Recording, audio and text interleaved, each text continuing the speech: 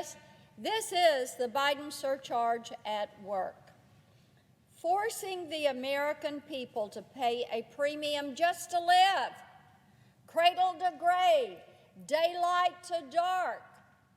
They've got a list of tax hikes and increased fees for you hardworking Americans. You cannot escape it. And what a world they have decided they want to leave for future generations. I think it's awful. I'll tell you what, this budget is such a terrible representation of what America actually needs that back home in Tennessee, people are asking me, as I was home last week, they would come up to me and they would ask me if this was really a serious budget. It is so extreme. It is so huge. They would say, surely your Democratic colleagues are not serious about this. Surely President Biden is not serious about this budget. Still, my colleagues across the aisle are so eager to get this done that they're prepared to once again throw regular order out the window.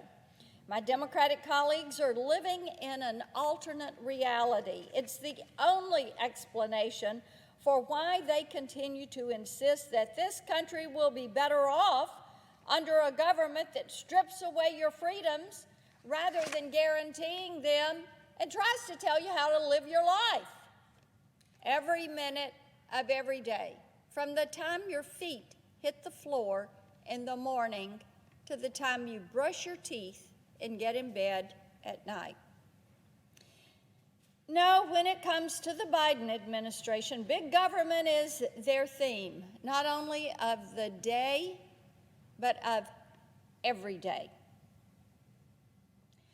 It is the theme when it comes to spending, to regulations, and even intrusions into constitutionally mandated state authority.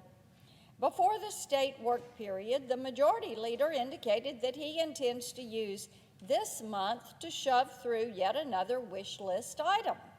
My Democratic colleagues have tried several times to skip debate and sneak through various provisions of their S1 election takeover bill.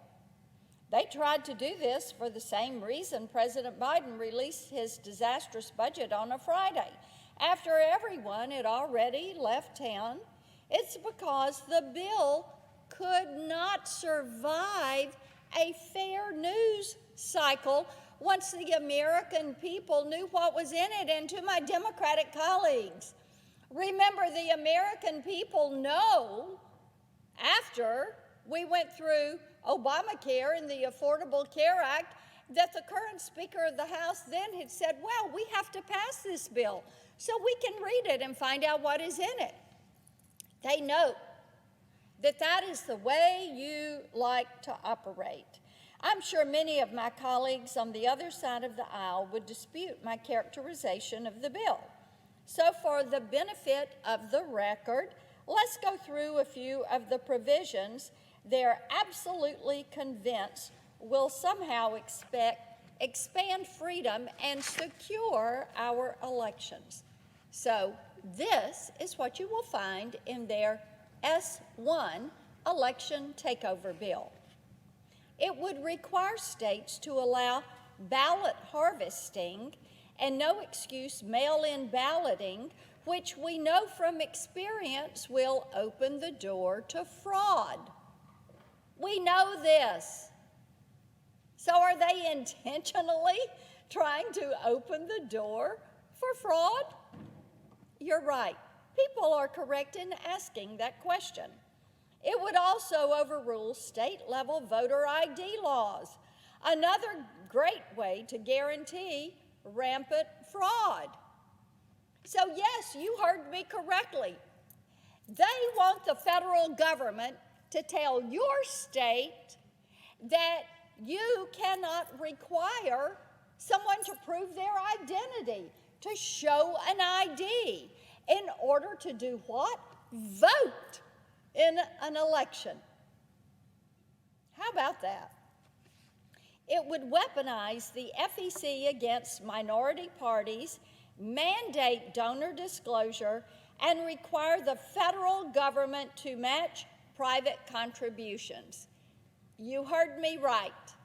They want your tax dollars to go fund people that are running for office, even if you don't agree with their opinions. Your money would be going to them to match the contributions that they are raising. And by the way, it's a 6-to-1 match. Pretty convenient, isn't it? Well, I call it insanity. Anyone who has ever staffed a polling place or helped count ballots knows this. And yet, here we are, staring down yet another attempt to put this bill on the fast track, taking away the state's authority to run elections in their state. Well, here's what I say to my Democratic colleagues. You're not going to get the benefit of a quiet news cycle on this. America is watching and listening, and they are paying attention. Your attempts to whip the Senate into a state of partisan warfare over a bill you don't have the votes to pass will not go unnoticed. Your attempts to make another run at the filibuster and invent a mandate the voters refused to give you will not go unnoticed. Your attempt to sneak through this unconstitutional partisan power grab is not going to go unnoticed. People are paying attention, and my Republican colleagues and I are going to stand up against it. Members of your own caucus have said they will not stand for it. But most importantly, the American people, they're watching, they're listening, they're paying attention, and they do not stand for what you are seeking to do. I yield the floor.